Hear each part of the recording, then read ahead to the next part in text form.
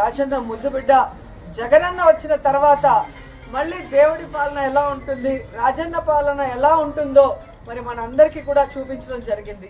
కానీ మొన్న ఎలక్షన్స్లో మనం ఓడిపోవటం అనేది కొంచెం బాధాకరమైన విషయమే. అయినా మనం ఓడినా గెలిచినా అధికార పక్షంలో ఉన్న ప్రతిపక్షంలో ఉన్న మనం ఎప్పుడు ప్రజల పక్షానే రాజశేఖర రెడ్డి ఆశయాలకు అనుగుణంగా ఏ విధంగా అధికారంలో ఉన్నప్పుడు పరిపాలించారో జగనన్న ఈ 5 సంవత్సరాలు కూడా రాజన్న పరిపాలన మళ్ళీ తీసుకురావడానికి మనం అందరం కూడా కలిసికట్టుగా పోరాడాలని కూడా అందరినీ కోరుకుంటున్నాను. ఈరోజు రాష్ట్రంలో ఉన్న వైఎస్ఆర్ అభిమానులందరూ కూడా ముక్త కంఠంతో ప్రతిజ్ఞ చేయాలని కూడా కోరుకుంటున్నా.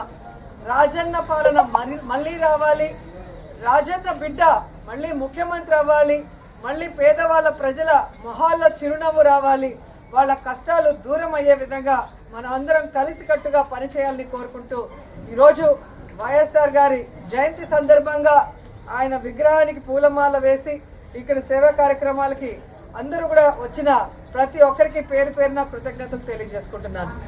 జోహార్ వైఎస్ఆర్, జోహార్ వైఎస్ఆర్, జోహార్ వైఎస్ఆర్. పక్షపాతం ఏం లేదండి, లేడీస్ కదా అని చెప్పి మాట్లాడుకుంటున్నాం అని అనుకోవద్దు.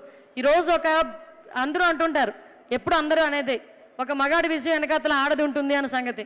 కానీ కొన్ని విషయాలు చాలా క్లియర్ కట్గా అర్థమవుతాయి, ఇలాంటి విషయాల్లోనే అర్థమవుతున్నాయి. అదేవిధంగా ఈరోజు మేము ఒకటే చెప్తున్నాం, ఆంధ్రప్రదేశ్ నుంచి ఇక్కడికి వచ్చి మిమ్మల్ని అందరినీ కూడా నేను చూసిన తర్వాత ఒకటి అనుకున్నా, కీప్ లవింగ్ మోర్ అని చాలా ఎక్కువగా వస్తుంటుంది కళామందిర్లో.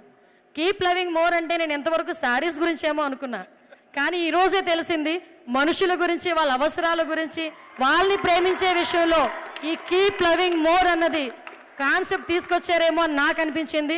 ఇట్స్ చాలా గ్రేట్ థింగ్. నేను ఇందాక నుంచి చూస్తున్నా కీప్ లవింగ్ మోర్, అడ్వర్టైజ్మెంట్లు వస్తున్నాయి, సినిమా థియేటర్లో చూస్తున్నాను. నేను ఇంతవరకు కూడా స్టిల్ ఇందాక నేను అక్కడ కూర్చున్నంత వరకు కూడా చీరల గురించి డ్రెస్సుల గురించి మాత్రమే కీప్ లవింగ్ మోర్ ఏమో అనుకున్నా. బట్ హ్యాట్స్ ఆఫ్ మీ అందరికీ కూడా. అదేవిధంగా మీరు కూడా మీ ఫర్దర్గా జరిగే ప్రతి పుట్టినరోజు వేడుకల్లోని కూడా ఇంతకన్నా మంచిగా, ఇంతకన్నా ఎక్కువ మంది బ్లెస్సింగ్స్ మీకు మీ కుటుంబానికి మనస్ఫూర్తిగా ఉండాలని మనస్ఫూర్తిగా తెలియజేసుకుంటూ మరొక్కసారి మీ ఫ్యామిలీ మెంబర్లో మమ్మల్ని ఒకరిగా పిలిచి ఇక్కడికి ఒక మంచి కార్యక్రమానికి మమ్మల్ని కూడా బ్లెస్ చేసినందుకు మీ అందరికీ ప్రత్యేకంగా ధన్యవాదాలు, నమస్కారాలు. హ్యాపీ బర్త్డే ప్రసాద్ గారు.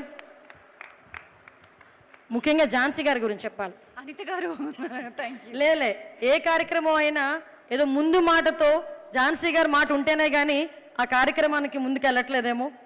All the best and congratulations మా. నేను ఎన్నోసార్లు చెప్తూ ఉంటాను కొన్ని కార్యక్రమాలకే నేను అపియర్ అవుతాను అని. This is one such program ma'am. Thank you Kalamandir for